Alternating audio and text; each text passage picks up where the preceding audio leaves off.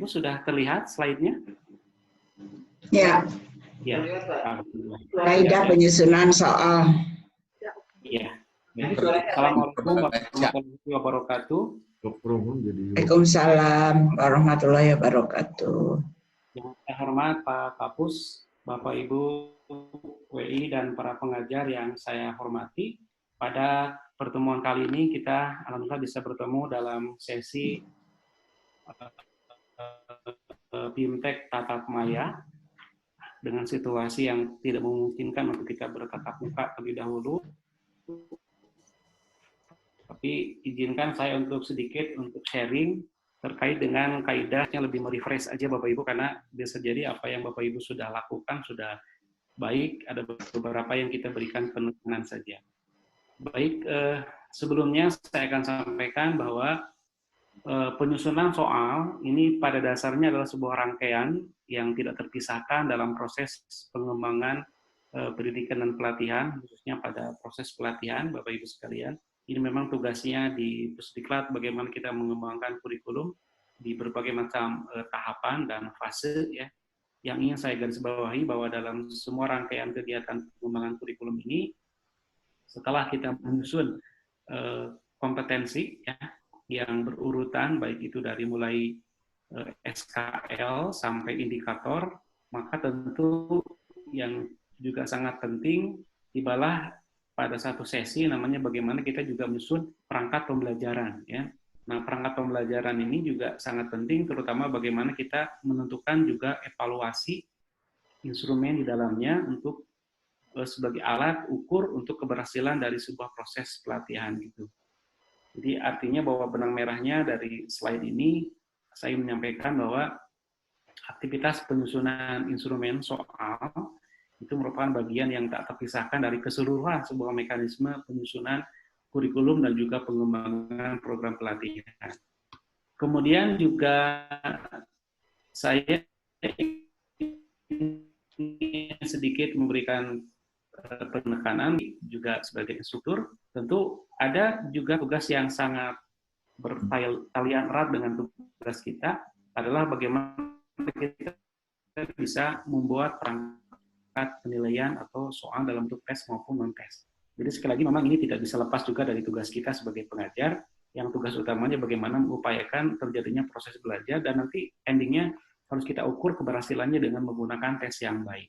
Jadi kalau kita bicara misalnya, sebenarnya tugas membuat tes itu tugas siapa gitu.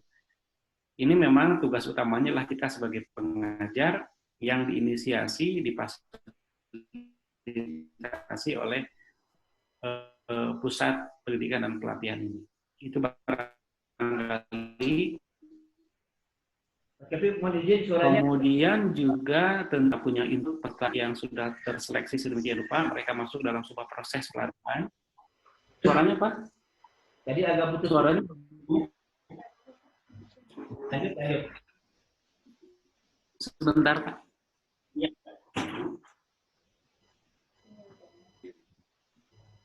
Dokter terbaik adalah diri Anda sendiri. Pada masa seperti ini, baik. kita bisa berpikir, kita dapat informasi. Dalam mekanisme penting adalah bagaimana kita melaksanakan learning process ini. Nah, learning process ini nanti tentu harus diukur bagaimana kompetensi itu bisa dihasilkan ya dalam sesi outputnya. Jadi peserta pelatihan yang kompeten ini kan menjadi tujuan utama kita dalam semua sesi penyelenggaraan pelatihan.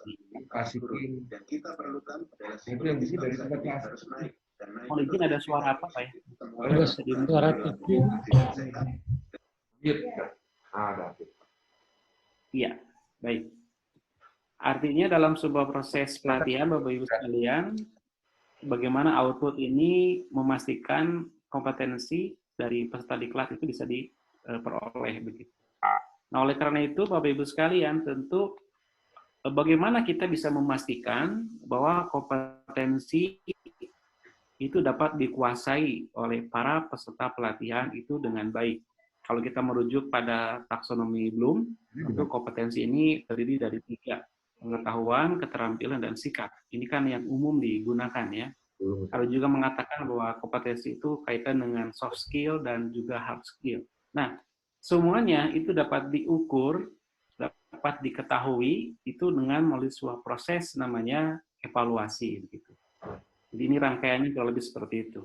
Akan tetapi memang dalam prakteknya kita juga sering mendengar ada beberapa istilah yang terkait. Sebenarnya saya tidak terlalu ingin mendetailkan mengenai ini, tapi sedikit saya gambarkan bahwa sebetulnya ada beberapa istilah, tapi ini juga sangat terkaitan antara tes, ya, pengukuran, juga penilaian maupun evaluasi. Sebetulnya ini perbedaannya juga terletak terutama pada ruang lingkupnya, ya. Jadi pada ruang lingkupnya. Jadi evaluasi ini ruang lingkupnya lebih luas, ya. Bahkan disebut juga dengan konteks evaluasi makro. Sedangkan pembelajaran, setiap kita menyelenggarakan pelatihan, kita memberikan pre-test, diakhiri dengan post-test dan seterusnya atau quiz, itu dalam konteks bagaimana kita melakukan evaluasi makro. Nah, evaluasi makro ini lebih cocok sebenarnya istilahnya dengan namanya penilaian atau assessment. Yang di dalamnya ada sebuah proses namanya pengukuran dan tes sebagai bagian yang sangat operasional di dalamnya. Gitu. Mungkin saya bisa berikan ilustrasi semacam begini, Bapak Ibu, kalau kita menyelenggarakan sebuah pelatihan, ya, dengan sejumlah tentu peserta yang kita hadirkan, maka kita akan melakukan pengukuran dengan menggunakan alat ukur, misalnya tes, begitu. Nah, biasanya alat ukur yang kita gunakan pada gilirannya akan menghasilkan data, ya, data angka. Misalnya contoh, misalnya Mr. X ini setelah diukur, setelah diberikan tes dapat nilai misalnya 45. Mr. Y dapat nilai misalnya 65, Mr. Z dapat nilai 80 dan seterusnya. Akan tetapi Bapak Ibu sekalian, data-data angka ini hanya angka saja, jadi dia belum memiliki makna begitu. Jadi kalau kita hanya sekedar tahu bahwa si A, B, C, D itu nilainya adalah angka skornya adalah misalnya sekian, maka sesungguhnya itu baru just a number saja. Jadi hanya baru ini kemudian memiliki makna, maka kita harus masuk pada proses yang kedua, namanya proses penilaian. Nah, di sini kita bisa menentukan namanya parameter, ya, parameter yang di dalamnya misalnya dengan passing grade kita bisa menentukan apakah misalnya 0 sampai 20 itu adalah kategori misalnya gagal, 21 atau 40 adalah kurang, dan seterusnya sampai misalnya sangat baik. Sampai kemudian kita bisa menentukan apakah siswa itu masuk dalam kategori lulus atau tidak lulus begitu. Kemudian semua penilaian ini akan masuk pada kegiatan aktivitas evaluasi. Jadi evaluasi itu meng-cover keseluruhan aktivitas baik pengukuran maupun penilaian. Sehingga dari evaluasi itu akan diperoleh misalnya apakah dalam kategori baik, cukup baik, sangat baik, atau mungkin dalam kategori seberapa persen yang dinyatakan berhasil atau tidak berhasil, lulus atau tidak lulus gitu. Nah, oleh karena itu salah satu fungsi dari evaluasi kan sebetulnya untuk mengambil keputusan. Misalnya apakah nanti pesertanya perlu ada remedial, pesertanya perlu diulang, atau pesertanya misalnya perlu ada treatment lain, itu akan menjadi sebuah tindak lanjut setelah dilakukan sebuah proses. Akan mampu bertindak profesional antara infeksius seperti virus. Oleh karena itu tentu untuk bisa mengukur sangat urgent, sangat strategik dalam penyusunan sebuah evaluasi ini. Nah, Bapak Ibu sekalian, dalam proses kita melakukan penyusunan soal sebagai bentuk operasional dari sebuah proses evaluasi dan penilaian, kita harus menentukan tipikal dari soal-soal itu, ya. Tadi saya sudah menyampaikan di awal bahwa tipikal soal itu bisa dilihat dari namanya domainnya, ranahnya. Dan kita sering menggunakan ranah 3 ini, kognitif, afektif, dan keterampilan atau psikomotorik. Nah, dari ketiga aspek itu, maka yang paling dominan sering kita gunakan sebagai tolak ukurnya adalah aspek kognitif. Karena di kelas kita sementara ini memang order thinking maupun yang high order thinking. Nah, seperti yang sudah ketahui, di dalam kaitan dengan hierarkis level kompetensi ini, memang ada 6 tingkatannya. Ini saya ambil dari sumber awal, sumber asli Bapak Ibu sekalian. Ini ada old version, ada versi yang sebelumnya dari taksonomi Bloom, Cradle dan kawan-kawan. Kemudian di era tahun 2000-an itu ada revisi ya, sehingga ada pergantian posisi, evaluasi dari menjadi 5 dan create menjadi level yang ke-6. Kemudian di PUPR ini mengalami juga adaptasi, sehingga yang kita gunakan saat ini, bagaimana dari 6 level taksonomi Bloom ini kita konstruk menjadi 5 ya. Memahami dan mengetahui itu kita jadikan sebagai satu level, itu C1, kemudian menerapkan itu C2, menganalisis itu C3, mengevaluasi C4, dan juga mencipta atau menghasilkan karya itu adalah C5 gitu. Ini yang kita gunakan Bapak Ibu sekalian dalam proses penyusunan soal dengan menerapkan level kompetensi yang sesuai. Baik Bapak Ibu sekalian, nah bagaimana hubungan antara level kompetensi ini? Ini sebetulnya hubungannya terkait dengan dua hal. Pertama, bagaimana kita menyusun rumusan kompetensi berdasarkan level yang kita sudah tentukan. Setiap penyelenggaraan diklat pasti akan ditentukan ini berada di level mana yang tertingginya. Level apa yang akan kita dapat. Kemudian dalam penyusunan soal pun juga nanti akan berkaitan dengan itu. Nah, permasalahan yang sering sekali kita cermati, memang banyak sekali para pembuat soal yang tidak memperhatikan aspek leveling ini. Jadi terkadang soalnya lebih dominan pada level tertentu saja, sementara diklatnya sendiri sebetulnya menentukan menentukan standar pada level tertentu begitu. Nah, oleh karena itu inilah yang harus kita coba terapkan Bapak Ibu sekalian, menyusun soal dengan level yang sesuai. Ini contoh bagaimana sebenarnya sebuah diklat ini dirumuskan seperti halnya sebuah bangunan, bahwa di dalamnya ada, ini yang paling bawah adalah mata-mata pelatihan yang lebih pada pengantar, dasar, kita tempatkan di bagian bawah. Kemudian ini pilar-pilarnya yang sudah lebih kompleks, lebih aplikatif, itu berada di tengah-tengah, dan nanti bermuara pada bagaimana mereka melakukan kuliah lapangan, karya tulis, juga seminar. Dan ujungnya bagaimana mereka mampu melakukan kompetensi yang diharapkan. Ini namanya SKL-nya. Ini saya ambil contoh pelatihan penentuan prioritasasi, di mana di sini SKL-nya bagaimana mampu melakukan analisis dalam proses penentuan pemilihan program pengembangan infrastruktur wilayah sesuai dengan ketentuan yang berlaku. Baik Bapak Ibu sekalian, itu hanya sebagai gambaran untuk kurikulumnya, dan ini yang barangkali kita perlu lakukan, bagaimana setiap level ini harus memiliki bentuk-bentuk soal yang sesuai. Misalnya kalau ini hanya bentuk soalnya adalah misalnya bagaimana kita bisa membuat sebuah desain, bagaimana mengembangkan sesuatu, apa yang Bapak Ibu bisa rancang, bagaimana cara membuat evaluasi atau membuat sebuah inovasi, itu pertanyaan-pertanyaan yang muncul untuk kategori yang pertama, itu create. Begitu juga untuk evaluasi, Bapak Ibu sekalian, ini pertanyaan yang biasanya muncul, misalnya bagaimana dampak, ya, apa yang terjadi, bagaimana jika, apa yang akan terjadi, dan seterusnya Bapak Ibu. Ini yang kita perlu lakukan, bahwa setiap level memiliki karakterisasi dari bentuk soalnya tersendiri. Kemudian, nah ini rangkaian yang kita lakukan Bapak Ibu, artinya bahwa dalam proses penyusunan soal itu tidak parsial. Soal yang kita buat itu, item-itemnya harus juga mengacu pada materi, harus juga mengacu pada indikator yang sudah ditentukan, di dalamnya ada topik dan juga subtopik, dan tentu di awalnya juga ada KD, ada kompetensi dasar, dan di awalnya sekali ada SKL-nya atau standar kompetensi lulusan. Jadi sekali lagi bahwa soal ini harus bertalian satu sama lain, soal tidak hanya berdiri sendiri, harus juga berkaitan dengan beberapa komponen yang sebelumnya.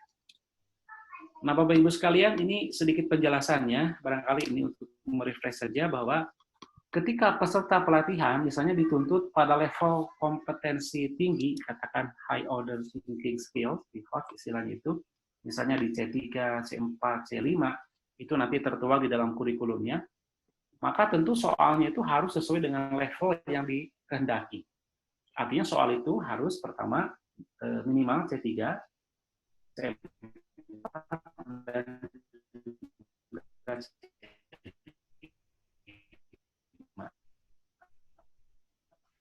nah, peserta pelatihan dengan penggunaan kata kerja operasional pada indikator itu tidak boleh melebihi level kompetensi dasarnya. Jadi artinya kalau kita menguraikan sebuah indikator, indikator tidak boleh melebihi dari KD-nya. Paling tinggi indikator harus sama dengan KD-nya. Gitu. Begitu juga pada penulisan soal tes, kompetensi dalam soal tidak boleh tinggi, lebih tinggi, atau lebih rendah daripada indikator yang ditentukan.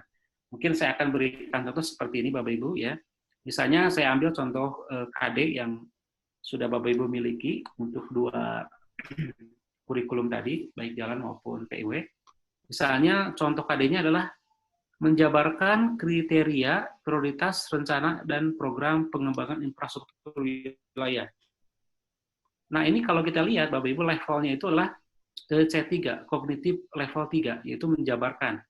Menjabar itu artinya menganalisis begitu. Nah, kalau Bapak Ibu merumuskan indikator, ya, misalnya mampu membuat model kriteria dalam penentuan prioritisasi. Nah, ini rumusan yang salah. Mengapa? Karena di dalam indikatornya itu masuk pada level yang lebih tinggi daripada analisis, yaitu membuat itu levelnya ke-5, itu create, seperti itu. Jadi ini melampaui, indikatornya melampaui dari KD-nya. Yang benar adalah misalnya mampu menjelaskan. Nah, menjelaskan itulah turunan dari C3 analisis. Ini juga termasuk mampu menjabarkan. Menjabarkan itu satu level dengan KD-nya. Itu boleh, ya. Nah, sehingga nanti dalam pembuatan soalnya pun juga indikator ini harus dijadikan sebagai pola. Kurang lebih seperti itu. Dan tentu dalam proses penyusunan soal kita harus melihat 2 hal, Bapak Ibu, kaidahnya valid dan juga reliable. Valid artinya ketepatan dan reliable artinya ketetapan. Seperti itu. Nah, saya akan mencoba mengilustrasikan Bapak Ibu ini dari modul ya pelatihan priorisasi terpaduan pembangunan infrastruktur untuk pembangunan wilayah. Ini SKL-nya adalah mampu melakukan analisis dalam proses penentuan pemilihan program pengembangan infrastruktur wilayah sesuai dengan ketentuan yang berlaku. Ini adalah SKL-nya. Kemudian KD yang pertama saya ambil, ini ya, misalnya memahami kerangka penyusunan rencana induk infrastruktur PUPR berbasis pengembangan wilayah. Ini adalah mata pelatihannya kerangka penyusunan rencana induk infrastruktur PUPR berbasis pengembangan wilayah. Nah, dari sini Bapak Ibu tentu ada indikatornya, seperti ini. Indikatornya misalnya ada 3, misalnya peserta dapat menjelaskan kerangka perencanaan skala nasional, dan seterusnya. Kemudian juga saya ambil KD yang kedua, ini menjabarkan menentukan kriteria prioritas. Ya.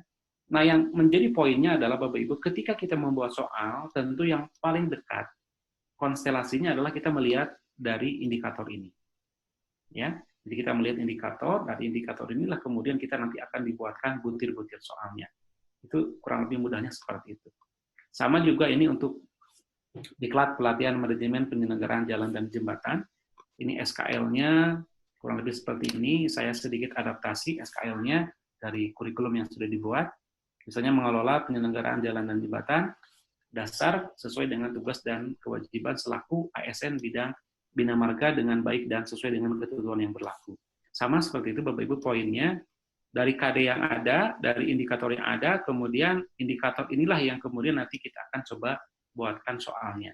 Mungkin supaya lebih jelas, saya coba berikan sebuah ilustrasi. Jika soalnya dalam bentuk tipe essay, ini kurang lebih seperti ini, ya. Dari indikator yang tadi yang kita tentukan, misalnya peserta dapat menjelaskan kerangka perencanaan skala nasional. Nah, indikator ini sekalian langsung kita nanti buatkan soalnya. Nah, soal itu nanti bisa dibuat beberapa tipe, apalagi nanti kalau soal objektif itu bisa dibuat namanya bank soal. Jadi satu soal bisa dibuat beberapa tipe ya, sehingga kita memiliki sebuah bank soal yang banyak. Misalnya untuk indikator seperti ini, soalnya paling tidak misalnya jelaskan ya kerangka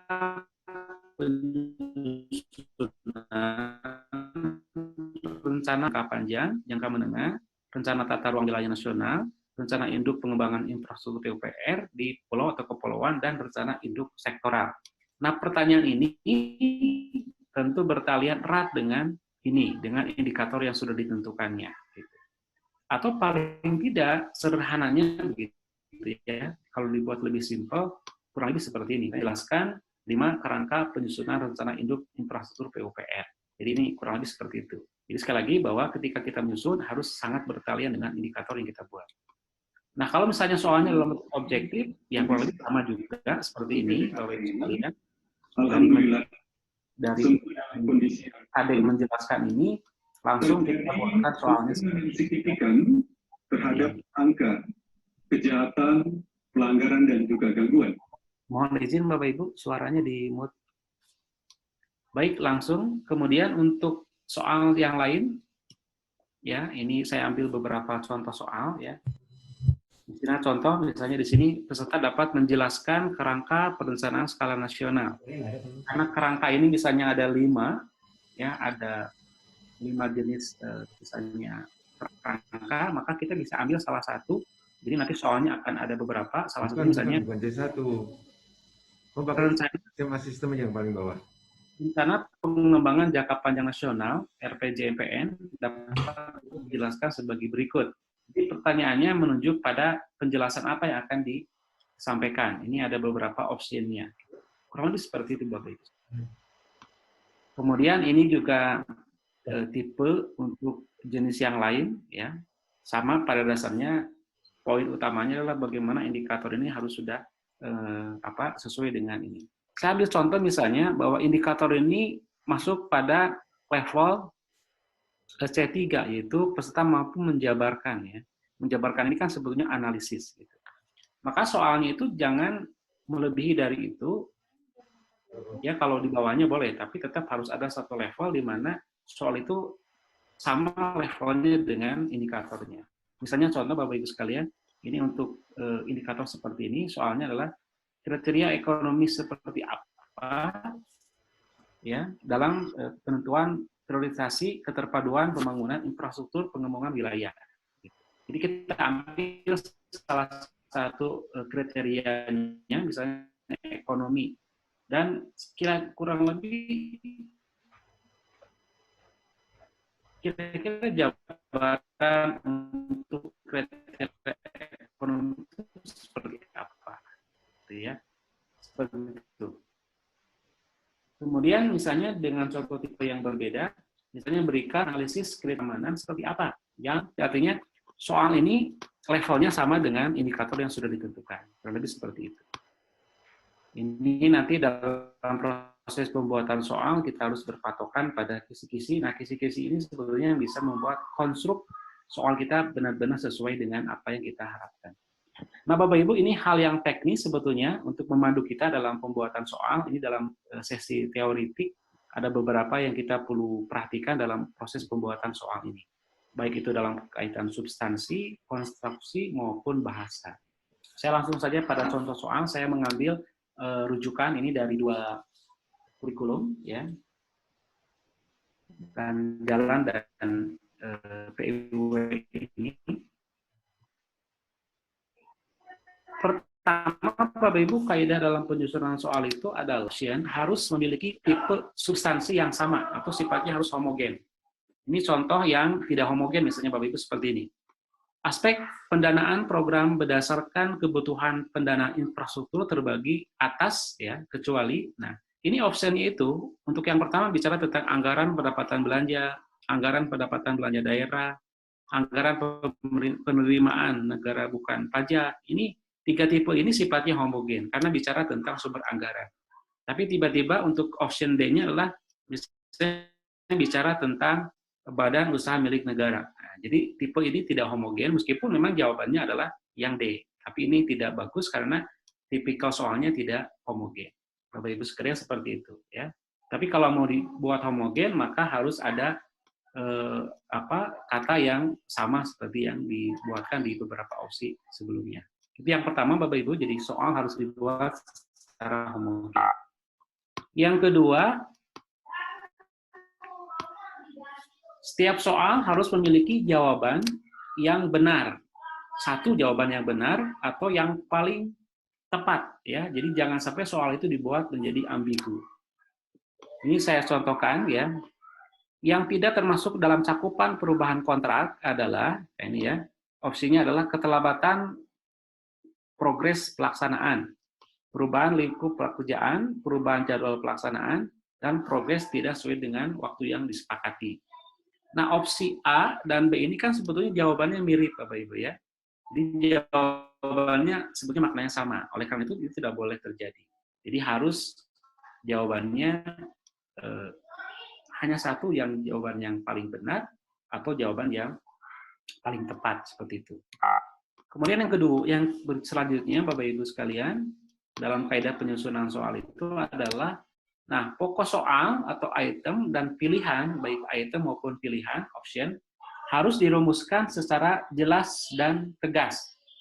Ya, seperti itu. Harus dirumuskan secara jelas dan tegas. Ini contohnya, ya. Ini kalimatnya saya ambil dari soal yang Bapak Ibu sudah buat.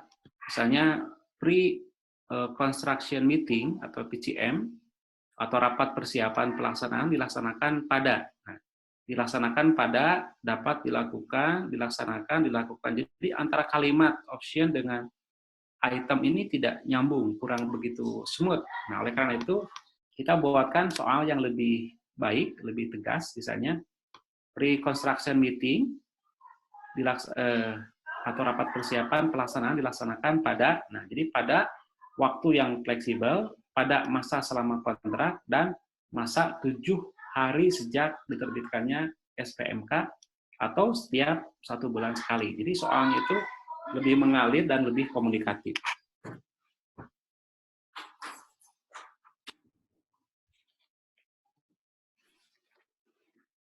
Baik, selanjutnya Bapak Ibu sekalian, untuk kaidah yang berikut adalah nah, pokok soal harus dirumuskan secara jelas dan tegas, gitu ya. Jadi pokok soal harus dirumuskan secara jelas dan tegas. Ini juga saya coba ambil soal ini dari Bapak Ibu yang sudah dibuat ya. Misalnya keberadaan antar WPS bertujuan untuk mengisi kekosongan infrastruktur yang bertujuan agar. Pertama di sini ada pleonasm, jadi ada pengulangan kata yang sehingga maknanya jadi agak kurang jelas ya. Jadi ini ada tujuan yang diulang ya, sehingga kalimatnya menjadi tidak enak begitu. Oleh karena itu kita coba ubah misalnya dengan cara seperti ini ya. Jadi keberadaan antara WPS bertujuan untuk mengisi kekosongan infrastruktur agar, nah seperti itu ya, agar langsung, agar dapat, agar memperluas, agar mengelola potensi SDM dan SDA untuk menciptakan aktivitas ekonomi dan sosial yang terintegrasi. Jadi antara soal dengan option itu sudah lebih tepat seperti itu. Kemudian yang berikut Bapak Ibu yang juga kita perlu perhatikan, rumusan pokok soal dan pilihan jawaban harus merupakan pertanyaan yang diperlukan saja.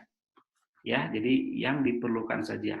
Misalnya ini contoh soal yang saya coba tampilkan, dalam siklus pembangunan jalan, berwawasan lingkungan, prastudi kelayakan atau studi kelayakan. Nah, ini. Jadi ini ada beberapa kata yang bisa kita persingkat supaya nanti kita benar-benar memunculkan soal yang diperlukannya saja ya. Jadi ini misalnya ada kata dilakukan yang berulang gitu ya, dilakukan. Nah, kita bisa langsung fokus pada apa yang dilakukannya. Misalnya kelayakan dilakukan ya setelah tahapan perencanaan, dilakukan bersamaan dengan, dilakukan setelah, dan dilakukan pada periode perencanaan umumnya. Jadi kalimatnya lebih tepat. Kemudian yang berikut, Bapak Ibu sekalian, ini saya pikir bahannya sudah disampaikan juga, nanti bisa dibaca secara lebih detail. Misalnya pokok soal tidak boleh mengarahkan pada jawaban yang benar. Jadi memang dalam soal perlu ada namanya distractor, pengecoh, tapi juga tidak terlampau kontras gitu. Misalnya ini contohnya. Misalnya lembaga setingkat direktorat yang bertugas untuk melaksanakan penyusunan, bimbingan, pemantauan, dan evaluasi kinerja jembatan adalah, nah di sini option-nya itu sudah mengarahkan pada suatu jawaban yang benar. Karena kan tadi ditanyakan adalah setingkat direktorat. Nah di sini ada jawabannya direktorat jembatan. Jadi ini sudah mengarahkan ya jawabannya terhadap soal yang sudah kita tentukan. Artinya dengan soal seperti ini biasanya si peserta bahkan tidak perlu berpikir bisa langsung menebak jawabannya. Ini yang perlu kita hindari. Yang berikutnya Bapak Ibu tidak boleh mengandung pernyataan yang bersifat negatif ganda. Nah ini kadang-kadang sering kita gunakan juga. Jadi kata negatif dalam soal tapi diulang ganda. Kalau hanya satu boleh-boleh saja, tapi itu pun juga sebetulnya jangan terlampau banyak. Ya. Misalnya nih, apakah pilihan di bawah ini, manakah pilihan di bawah ini yang bukan evaluasi kinerja suatu organisasi adalah kecuali. Nah, jadi bukan sudah negasi, kecuali juga sudah negasi. Jadi nanti akan membuat si peserta akan bingung, ya. Memang ujung-ujungnya bisa jadi benar, tapi dia perlu berpikir agak keras untuk itu. Jadi ini yang tidak boleh. Yang benar adalah misalnya evaluasi kinerja suatu organisasi adalah kecuali seperti itu, ya. Jadi tidak boleh ada kata negasi yang double. Kemudian panjang kalimat pada pilihan jawaban harus relatif sama. Ini juga kadang-kadang sering terjadi meskipun saya melihat apa yang Bapak Ibu sudah buat di dalam soal, di dalam 2 kurikulum yang sudah disediakan itu saya tidak menemukan ada soal yang panjangnya berbeda, ya. Ini sebetulnya sudah benar, tapi saya coba salahkan, ya. Misalnya ketika ada opsi seperti ini, Bapak Ibu, ya, antara A, B, C, D itu ada satu opsi yang agak mencolok, yang lain panjang-panjang. Ini di opsi B itu hanya quick yell misalnya, jadi terlalu pendek sehingga terlampau mencolok. Nah itu sebaiknya tidak mencolok seperti itu, harus dalam jumlah kata yang relatif sama, gitu, atau jumlah kalimat yang relatif sama. Kemudian yang berikut, nah ini kaidah pembuatan soal dalam kaitan dengan kalau ada soal itu yang ada urutan angka, Bapak Ibu, atau abjad, maka sebaiknya angka diurutkan. Misalnya A, misalnya 1, B2, C3, jadi angka itu berurutan berdasarkan opsi A, B, C, D-nya. Kemudian apabila ada gambar grafik diagram, itu harus berkaitan, bertalian dengan soalnya. Jadi jangan sampai ada gambar tapi tidak bertalian atau berkaitan dengan soalnya. Kemudian yang berikut, butir soal jangan bergantung pada jawaban soal sebelumnya. Nah ini, mungkin kalau untuk non-tes, untuk semacam kuesioner, sering sekali terjadi antara soal berkaitan. Tapi kalau soal dalam bentuk tes, sebaiknya parsial saja, tidak perlu ada kaitannya. Seperti ini misalnya untuk opsi 2, bahwa berapa persen zat yang merupakan jawaban pada soal nomor 1, nah ini kan ini bergantung pada soal sebelumnya. Nanti kalau soalnya Bapak Ibu diacak, di random menggunakan sistem, itu tentu akan menjadi salah, ya, karena soal itu juga nanti akan dimunculkan secara tidak bersamaan. Oke Bapak Ibu, itu kaidah dalam pembuatan soal objektif, ya. Dan juga ada kaidah yang berkaitan dengan soal dalam hubungan dengan bahasa, ya. Yang penting sebenarnya bahasanya harus menggunakan bahasa yang sesuai dengan kaidah, kemudian menggunakan bahasa yang komunikatif, kemudian juga jangan menggunakan bahasa yang berlaku di daerah setempat, jadi asing nanti buat para peserta, tapi yang berlaku nasional.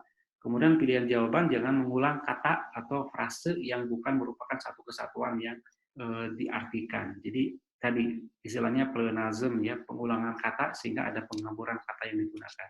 Nah, dalam kaitan dengan soal pembuatan soal objektif, Bapak Ibu, ini juga sering dibuatkan, bahkan saya setuju untuk soal yang untuk kompetensi yang kategorinya high order thinking, untuk C4, C5, C6 gitu, maka itu juga sangat cocok untuk soal dan untuk uraian. Karena soal seperti ini bisa menggali, mengeksplorasi gagasan pemikiran para peserta. Ya.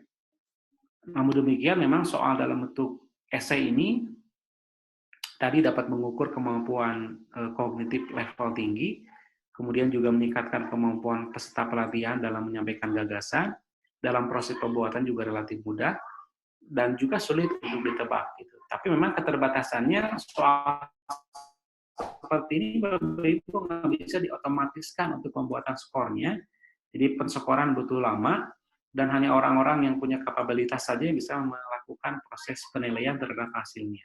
Kurang lebih seperti itu. Dan yang juga penting, Bapak Ibu sekalian, adalah bagaimana si soal-soal yang kita buat itu harus menggunakan kata kerja operasional yang tepat. Nah, ini diantaranya mungkin nanti bisa dieksplor lebih dalam, membuat item-item soal yang lebih variatif. Gitu.